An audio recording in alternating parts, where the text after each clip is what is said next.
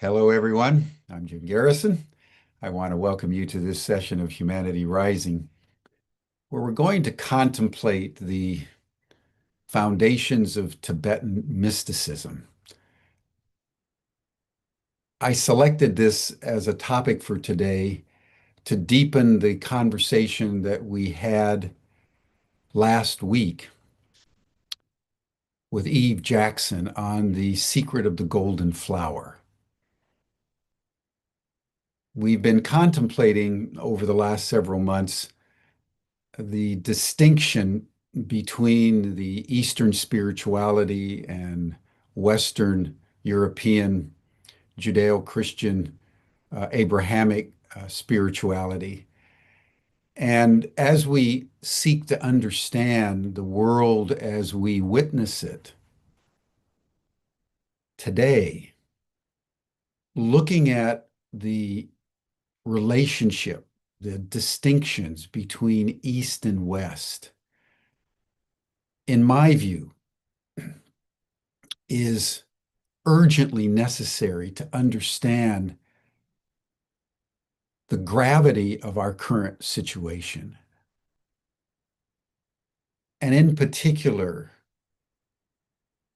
the unfolding genocide that is taking place in Palestine as Israelis and the United States, Jews and Christians, effectuate an extermination policy on people that have been in that land for tens of thousands of years.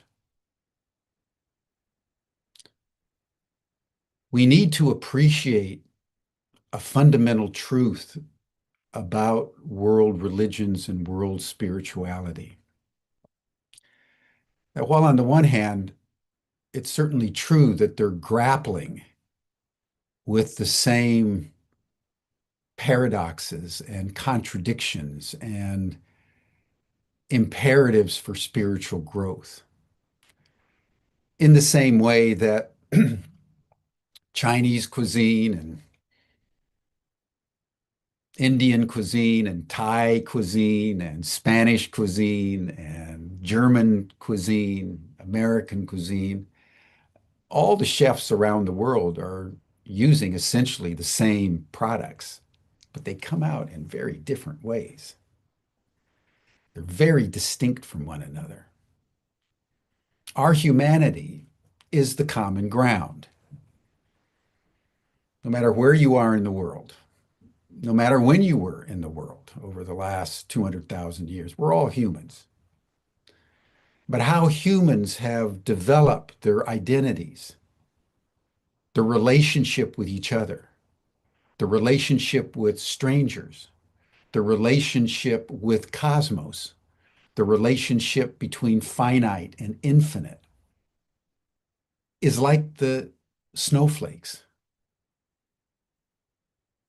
There are no two cultures that are the same. There are no two individuals in all of human history that are the same. So the distinctions lead us into different arrangements of how we understand ourselves, each other, the world.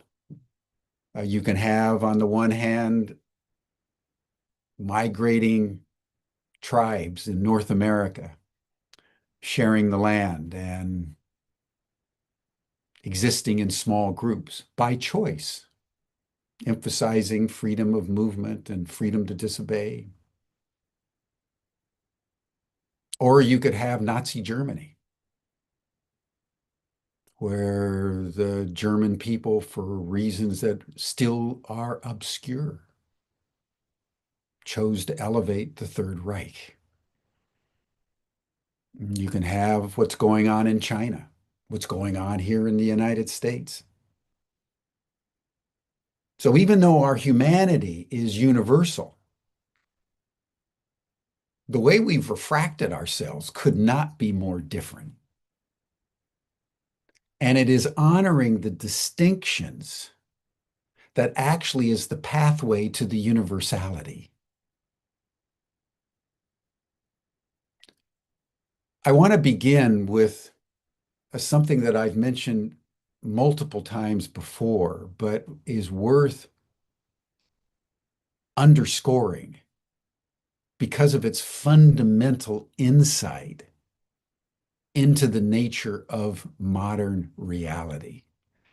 And that was the insight that Carl Jung explicated in his commentary to The Secret of the Golden Flower, this very ancient Taoist book that at the time of Lao Tzu, the founder of Taoism, was considered ancient.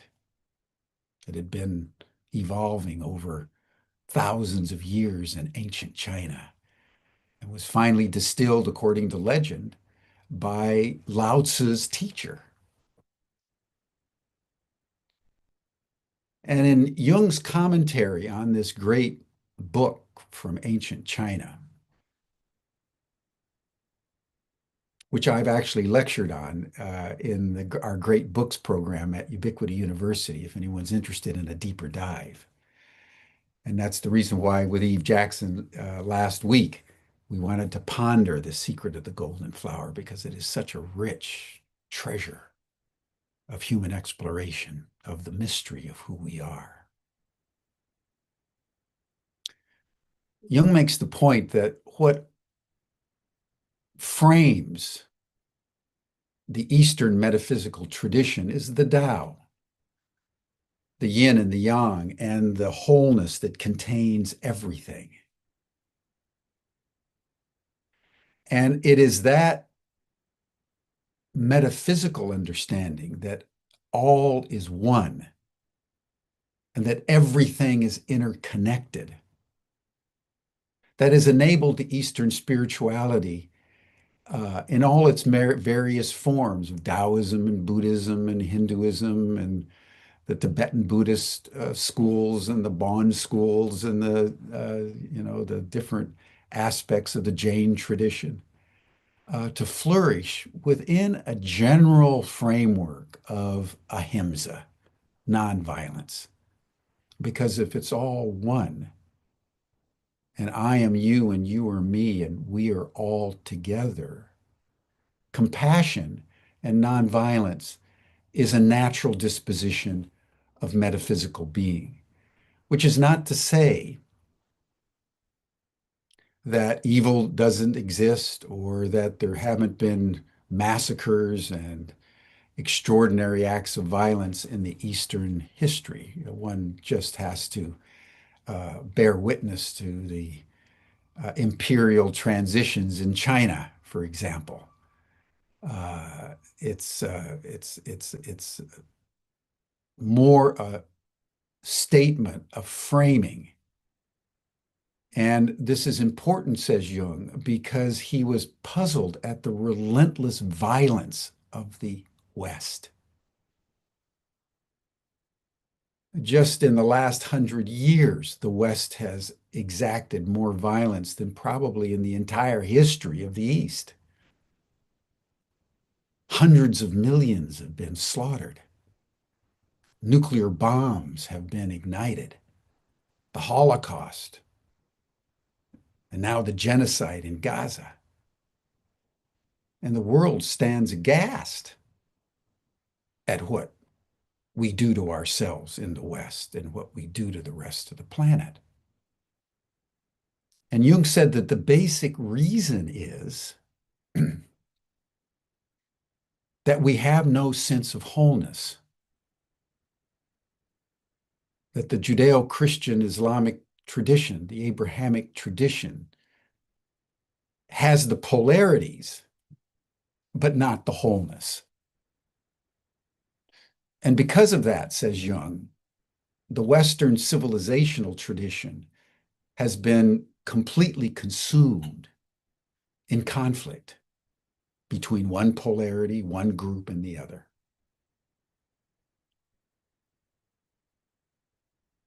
Always in conflict. The Greek city-states were always in strife. Heraclitus, the pre-Socratic, said the universe is strife between the opposites. Because the Greek philosophical tradition, as brilliantly illuminating as it was, did not have a container in which everyone could relax, that the polarities could flow rather than be in perpetual conflict. And it was the Jewish tradition that distilled this the most starkly, with a philosophical worldview, a metaphysical understanding that God, the creator, and the created, us, were epistemically different, that there was no real connection between the creator and the created. And therefore, the earth, the creation, had no ultimate value because it was created ex nihilo as something not God. And so the Judeo-Christian tradition has never had a developed notion of the sacredness of creation. It's been held by certain mystics, for sure, both Jewish and Christian. But the mystical tradition that's honored the sacredness of nature, the unity between creator and created, have been minor and persecuted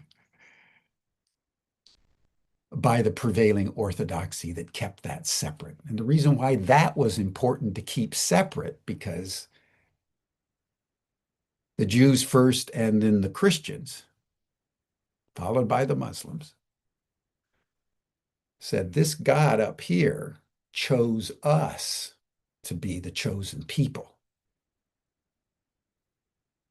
And everybody else are the Gentiles. Everybody else are the heathen, the infidel.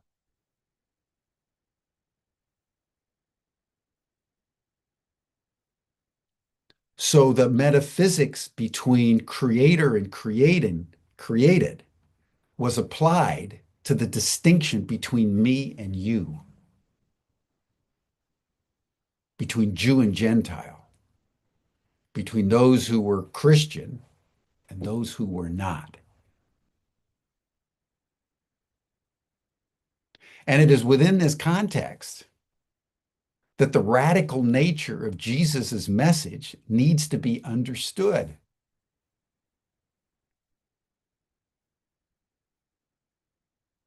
When Israel came out of Egypt, out of 400 years of slavery in Egypt, led first by Moses in the Sinai Peninsula, and then given Torah and the Ten Commandments, and then with Joshua went into the Promised Land, what was the first thing they did?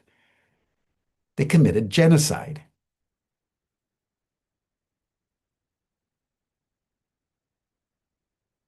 It's extraordinary to take in that it was the first thing the Israelites transacted going into Canaan was genocide, killing every man, woman, and children, and the animals, to establish the land that God had given to them, not to the other guy. So there was never a fully developed notion of love or compassion except to the in-group. And this is why Jesus was so radical, just parenthetically. You can't understand and appreciate the profundity of Jesus unless you understand the metaphysical dualism of Judaism. And what did he say? You need to love your enemies. You need to do good to them that despitefully use you. You need to forgive your enemy not once or twice, but 7 times 7.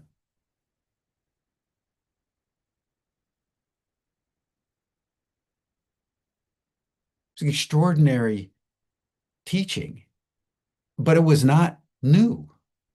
It was only new in a Judaic context that didn't believe that that was the case.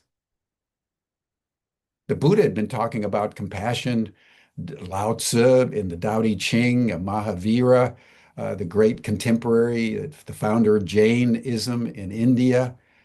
Compassion and nonviolence was sort of assumed by the Eastern traditions, but it was a radical statement within a Judaic context of dualism. And that's what created the dialectic between Jesus and the religious leaders of his day. He kept asserting through, for example, the parable of the Good Samaritan. You remember the parable. You know, man is wounded along the side of the road. And one of the Jewish elders, a Levi, comes by and walks to the other side of the road and skirts it to go on. And another religious leader comes by, and he too walks a wide berth around the wounded man. And then comes a Samaritan, a people in what is now northern Palestine, actually a mixture of Jews and the indigenous peoples. And he stops and he cares for the man, binds up his wounds and takes him home, feeds him till he feels better. And Jesus asks the listeners, so who is the good man here? The religious or the foreigner who acted with compassion? You remember that he had an interaction with a Samaritan woman at a well and gave her water. And this caused a scandal that he, a Jew, would interact with a Samaritan. So we all need to take in that the extraordinary, radical, revolutionary teachings of Jesus would not have even made a ripple in India. It was explosive in a tradition predicated on dualism, that there was no relationship between me and you ultimately unless you were in my in-group. Blessed by God. And it is within this context that I want to make a observation about evil. You know, the philosophers say that evil is the rock against which all systems shipwreck. There's no way to truly understand evil. There are many, many theories. Traumatize people, traumatize people. But it was Hegel, the German 19th century philosopher Hegel, that had an observation that strikes me as salient for us to contemplate in the spirit of truth pursued, not truth possessed, about the nature of evil. He said evil, in his view, was what happens when the good believes itself to be absolute. And that's worth pondering, both to understand the crucifixion of Jesus, to understand the genocide that Joshua and the Israelites committed when they entered Canaan, to understand what's going on today in the genocide against the Palestinians, the Inquisition of the Catholic Church, the witch hunts of the 16th, 17th century in Europe, the Crusades against the infidel in Palestine, starting in the 11th through the 13th centuries. If you think about it, it all came from good people believing that their goodness was absolute. If you read the book of Joshua in Torah, in the Jewish Bible, they believed absolutely that they were massacring all these people as God's will. And there's even a story in the book of Joshua where it's famous, when Joshua made the sun stand still. Why? Because they hadn't finished killing all the Amalekites. So Joshua asked God to hold this day, hold the sun in its place so they could finish the genocide. And it was considered this extraordinary triumph. Netanyahu today, Ben-Gvir, Smotrich, the Israeli settlers that are violently attacking the Palestinians and have now killed God knows how many, easily hundreds of thousands. They're doing it in that same spirit that this is God's will. They all think they're Joshua.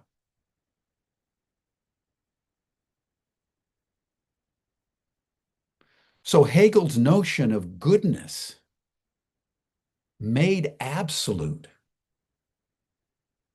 is what Nietzsche also talked about. He says, when you fight the monster because you believe that good and evil is the battleground and you're good and that's evil, he says you have to be careful that you don't become the monster.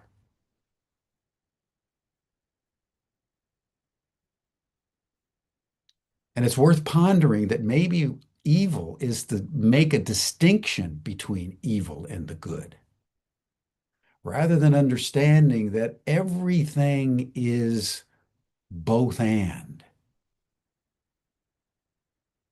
And this is the genius of the Tao, that in every yin is the yang, and in every yang is the yin, and everything is flowing. It's like Oscar Wilde said. Every sinner has a future, he said. And every saint has a past. Let us not judge. Because the amalgamation of light and shadow in all of us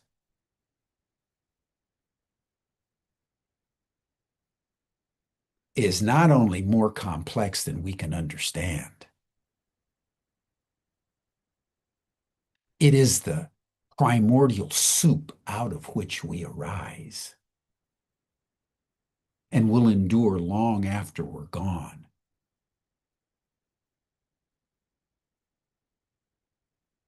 Our little confluence of ego, Jim Garrison talking to you today, doesn't even last for a second against the vastness of eternity. And during our time here, we wrestle with the complexities. And it is in the wrestling of the complexities, like Jacob wrestling with the angel till the break of day, that compassion arises, humility arises, and a deep caring for all of creation. And it's within this context that I'd like to turn to the great mantra of the Tibetan Buddhist tradition. Om Mani Padme Hum. Because I think we need to understand the Western tradition for what it is, as a tradition about dualism, a tradition about exclusivity, and a tradition, therefore, ultimately about power over nature, over the other.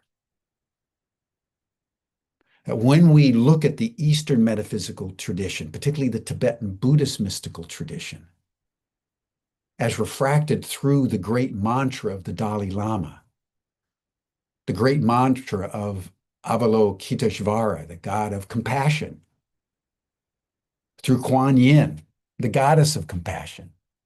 Remember, compassion and loving your neighbor and loving your enemy was articulated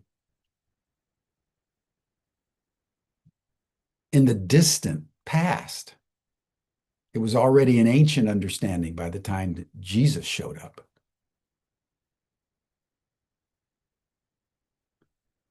And I wanted to choose the Om Mani Padme Hum because both personally, this has been my mantra since I was a very little boy.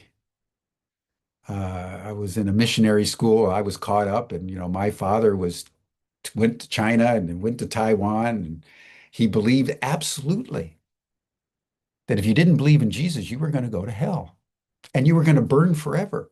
He believed that literally. So I grew up in this metaphysic of dualism.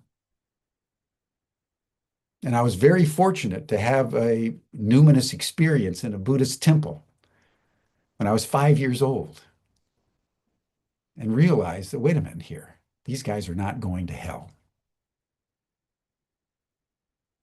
I didn't know what else was going on because I was only 5. But I knew that this metaphysic of dualism was not the final say in reality.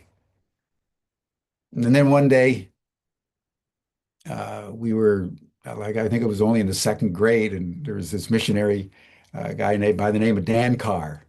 And he one evening was going to tell us stories of being a missionary in Western China at the border of Tibet, where he had gone actually with my parents. It's where I was born, in the border between China and Tibet, actually part of Greater Tibet, Western Sichuan province. And he was telling these stories, and we were all enthralled. And then he said, but I couldn't understand these Tibetans were always mumbling this mumbo jumbo. They kept muttering all the time. And I said, so what were they saying? And he says it was something. He said you couldn't really hear what they were saying, but I think it was Om Mani Padme Hum. And as soon as he said those words, it was this, what came out of his mouth was this object that came across the room. I was conscious of it coming across the room, and it hit me right between the eyes. And I've been repeating the Om Mani Padme Hum ever since. I didn't have any understanding of what a mantra was. I didn't understand what it was that he was even saying. This was Sanskrit. I had no sense of Buddhism. I had no sense of anything, but I can still remember as clear as day. As soon as he uttered those words, I watched them come right across the room and hit me in the forehead. So when I talk now about the Om Mani Padme Hum,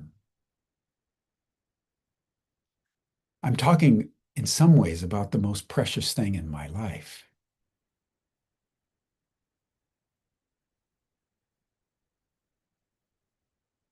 Because what sculpts a child leads the child into adulthood. And for me, began a process of discovery and exploration that guides me in deep and transformational ways. Om. Mani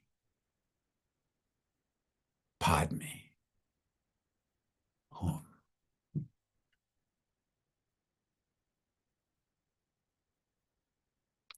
First, let me say something about mantras.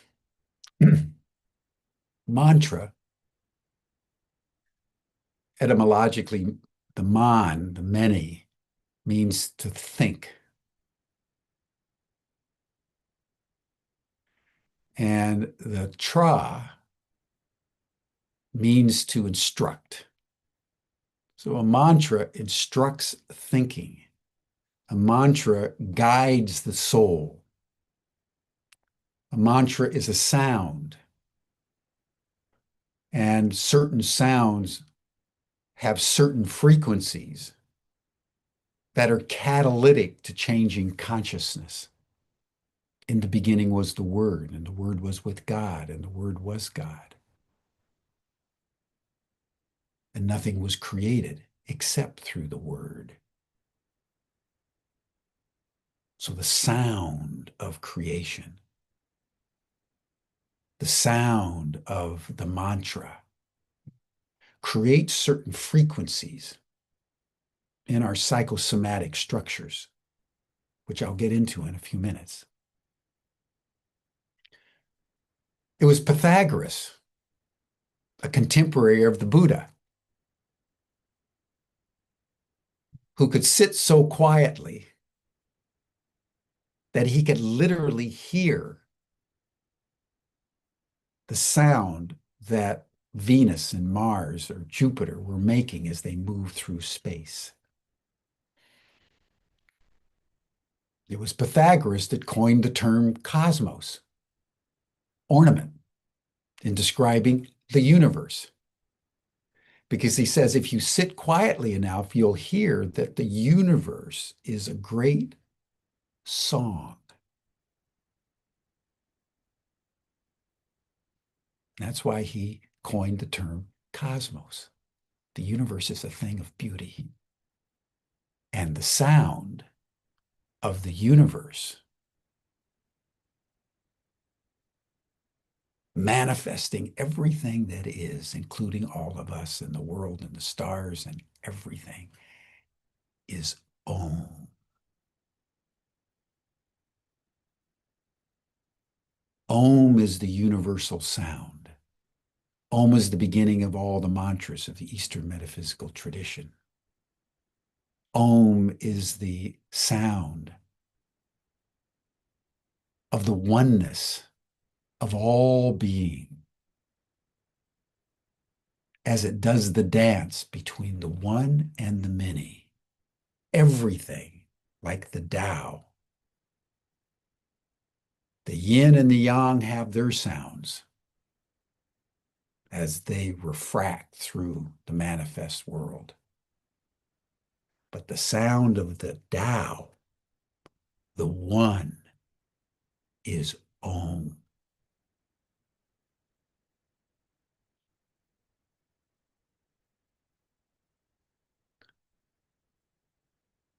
The recognition of oneness catalyzes in all of us a yearning for the oneness. We're all finite beings, living lives of distinction. At one level, I am me and you are you.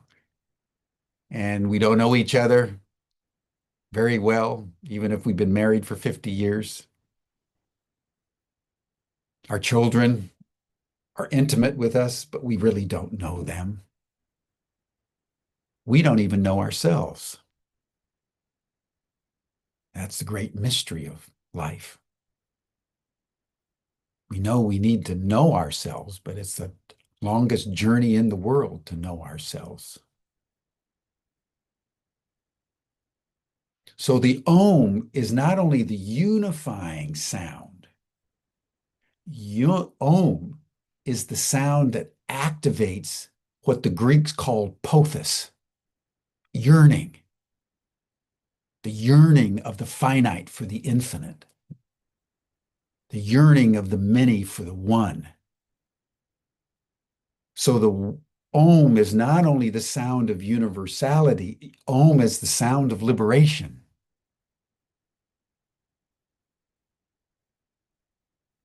Out of the suffering that is induced in our lives by attachment, according to the Buddha, of things that are transient, but we want to make absolute. That's the Om.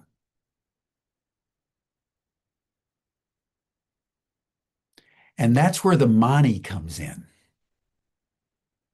Because the MANI is the philosopher's stone, the diamond scepter in the Tibetan Buddhist tradition, the purba, the lightning bolt of the shamans. It is that catalytic ingredient in all of us, in the depths of our viscera, the depths of our psyche, that begins to animate the yearning that the Om ignites. It is Mani, Om Mani, that is the alchemical process that guides the finite into the infinite, back into wholeness.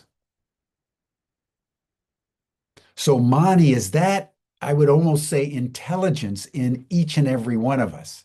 If this circle is infinite and this circle is finite, when they come together, there's that little piece in the min, this is the Vesica Pisces, and the overlap between the circles, that's the Mani. That's the mediatrix between the finite and the infinite, between the many and the one, between me and you, between up and down, between hot and cold, male and female. It is that which transmutes lead into gold. Because if everything is one, refracted through different permutations of sound and energy and mathematical equations and geometric shapes, everything can turn into everything else. This is what the philosophers have pondered for thousands of years, East and West. Since that's true, then how do we turn lead into gold? That is the spiritual journey, turning our lead into the gold of enlightenment. Now, the question that needs to be pondered, and I just throw this out just to delight you today as we near Valentine's. Consider this my Valentine gift to everybody out of deep love for all of you in the spirit of the Om Mani Padme Hum. The question is, so when we reach this oneness, is it the drop dissolving into the ocean? Is that the alchemical process, or is it the ocean dissolving into the drop? And what I love about the Tibetan Buddhist tradition is they state firmly, obviously in the spirit of truth pursued, that the work of Mani is the ocean dissolving into the drop, because the work of MANI is to make conscious the infinite in the finite. When Buddha became enlightened, he became enlightened in his body. He didn't dissolve anywhere. The alchemical process in the Buddha, in Jesus, in Mahavira, in Lao Tzu, Mother Teresa, Mahatma Gandhi, the great ones, they became more of who they were in their finite as enlightened beings. So the relationship between the finite and the finite never becomes the infinite. The infinite becomes the finite and becomes conscious in this little effervescence of us as we flitter through eternity. The cell in our bodies don't become our body, but the vitality of our body lives in every cell. That's the MANI. And that gives rise to the Padma. And the beauty of the Padma in this holographic universe where everything's refracted in everything else. And the yearning of our life is that we become clear little cells so that we shine brightly with the totality. The image of the Padma is that of the lotus blossom, which starts at the bottom of the pond, in the mud, in the muck, in the suffering, in the hatreds and fears and delusions of our lives, because we don't let the light in. That's where it all starts, my friends, in the mud. And then out of the mud, yearning for liberation, the catalytic process of MANI starts to create the lotus blossom. And it travels through the water, up our chakra systems, and then bursts into the air. And one of the most beautiful images, I think, in all of the human spiritual tradition is the image of the Buddha. Sometimes his disciples would wake in the early morning, and they had been resting in a grove by a pond of lotus blossoms. And as they come into consciousness, they look out on the pond and they see the Buddha in absolute quiescence, floating on top of a lotus blossom.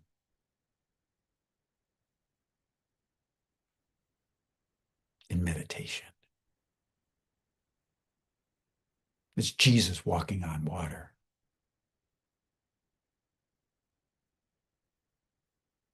That's the Padme. And our chakra systems, our root chakra, our hara, our solar plexus, our heart, our throat, our third eye, our crown chakra, are the vortices of the lotus blossom. They are the vortices in our different organs and in our different parts of our physiology where cosmic and somatic combine.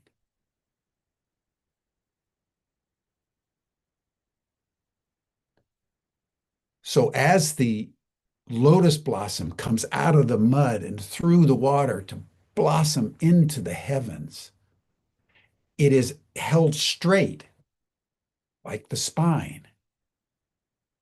And all of our meditation, all of our practice, all of our yoga, all of everything that you're doing and I'm doing and all of us are doing to become more whole, more full, more like a lotus blossom, gets mediated through our chakra system until there's purity from the root chakra all the way to the crown and beyond.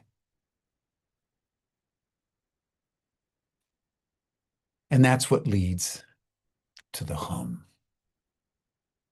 Om Mani Padme Hum. What the Om ignites and the Mani and the Padme sculpt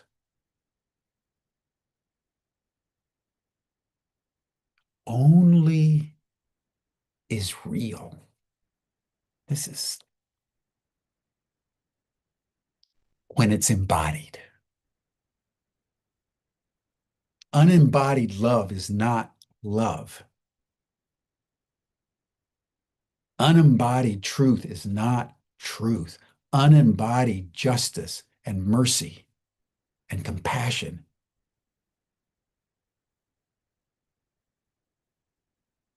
is not justice or mercy or compassion unless it's embodied. The Levi and the Pharisee walking around the injured man, they may have thought, I love you, but I don't have time. The love was meaningless, said Jesus. It was the Samaritan who stopped and cared for and healed the injured man. That's love. No greater love, said Jesus, than when a man lays down his life for the other. And the Buddha taught similarly that compassion is only real when it's embodied in an act. So while the Om liberates, the Hum integrates.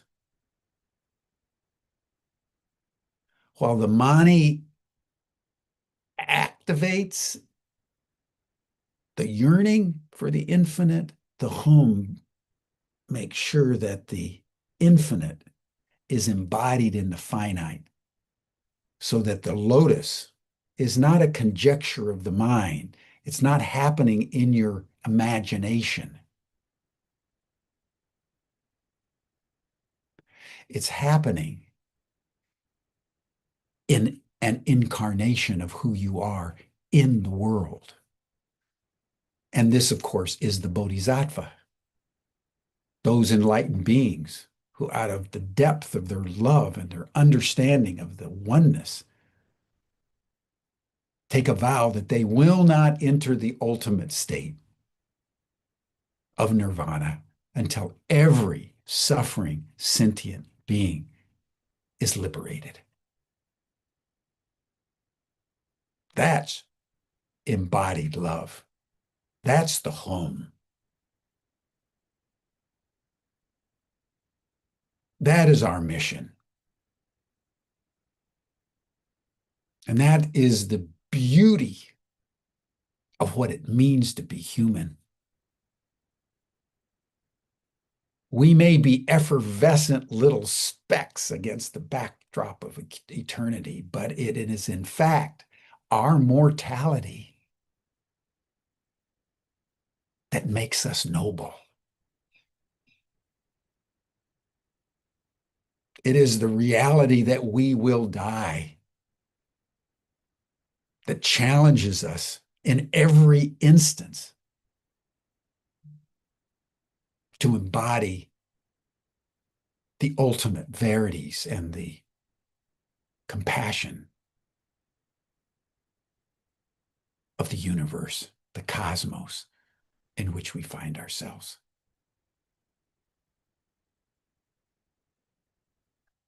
And it is out of that that the ocean manifests in our little teeny tiny minuscule effervescent drop. And the fire and the rose are one. Om Mani Padme Hum.